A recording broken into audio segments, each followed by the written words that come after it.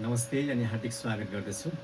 जताततै बालेन केपी ओली, बालेनले जित्ने कि केपी ओलीले जित्ने, यही चर्चा अहिले एकदमै शिखरमा रहेको छ।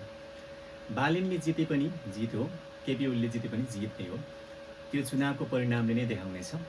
आजको हाम्रो यस श्रृङ्खलामा चाहिँ हामी बालेन र केपी ओली होइन, निर्वाचनमा कैयौँ पटक पराजित भएका केही हस्तीहरूको विषयमा हामी चर्चा गर्न लागिरहेका छौँ। ती हस्तीहरू अत्यन्तै सफल राजनीतिज्ञ हुन् र ती हस्तीहरू चाहिँ एकदमै धेरै पटक पराजित भए, आफ्नो जीवनमा, निर्वाचनमा र हरेक क्षेत्रमा पराजित भए, तर पछि गएर उनीहरू यति सफल बने कि देशकै प्रमुख व्यक्ति बने। आजको कार्यक्रममा हामी अन्तर्राष्ट्रियतर्फ हामी अब्राहम लिङ्कन, अमेरिकाका 16औं राष्ट्रपति, जो पटक पटक पराजित हुनुभएको थियो, उहाँको विषयमा हामी चर्चा गर्नेछौँ।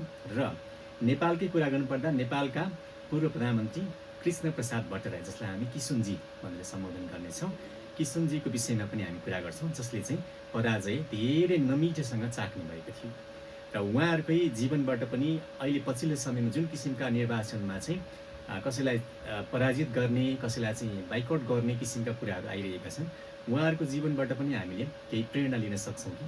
हेरौँ हामी आजको यो श्रृङ्खलामा त्यही रिपोर्ट।